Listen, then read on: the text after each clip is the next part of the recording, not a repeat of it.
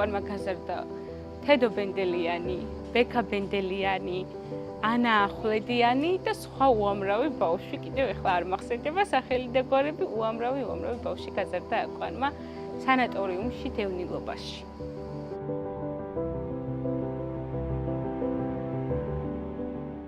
ჩვენი აკვნის ისტორია იწყება აფხაზეთიდან, ოჩამჩირის რაიონის სოფელ არადუდან, სადაც დაიბადა ჩემი მეუღლე. იმდენად მნიშვნელოვანი იყო პირველი ვაჟკაცის დაბადება ოჯახში და ძალიან დიდი სიხარულის მომტანი, რომ ჩემმა დედამთილმა გადაწყვიტა სხვა ყველა მნიშვნელოვანი საყოფაცხოვრებო საგნები დაეტოვებინა აფხაზეთში და აკვანი წამოეღო. რა თქმა უნდა, ის ძალიან რთული იყო, სულ პატარა, რამოდენიმე თვის იყო ჩემი მეუღლე, როცა გახდნენ ისინი იძულებულნი დაეტოვებინათ საკუთარი სახლი და წამოსულიყვნენ წყალტუბოში, სადაც შემდგომ ისინი გახდნენ დევნილები.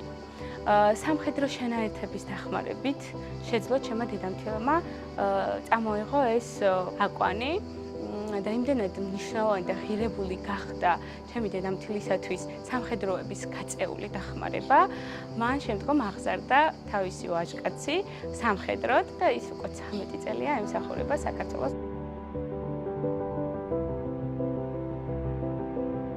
წყალტუბოში, სანატორიუმში ერთ ოთახში ცხოვრობდნენ.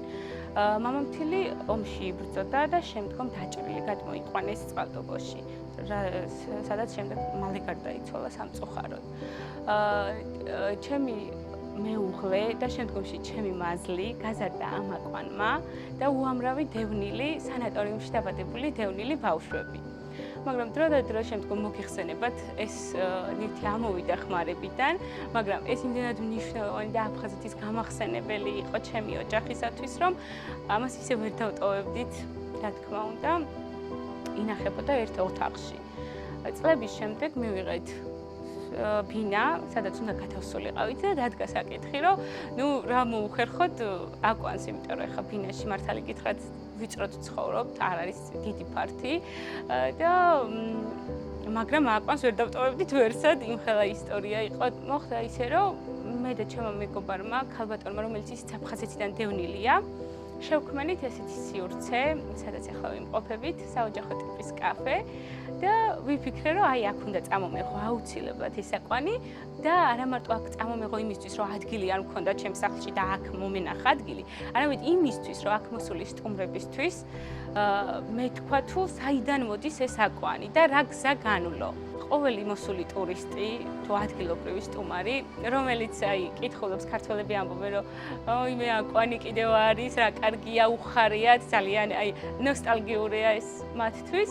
უხსნი, რომ ეს აკვანი არ არის მხოლოდ აკვანი, ეს არის აფხაზეთიდან წამოსული აკვანი. არ მითხრა ესე ფუნქციად ყოფილიყო, როგორც მხოლოდ აკვანი და გავუკეთე ყვავილები, ლამაზი ყვავილები, ნუ საფარი გავუკეთე ისე რომ არ დაზიანებულიყო, რა თქმა უნდა, ჩავგე ლამაზ-ლამაზი ყვავილები და ნუ ეს სოციალურ ქსელში გავავრცელე ეს ვიდეო.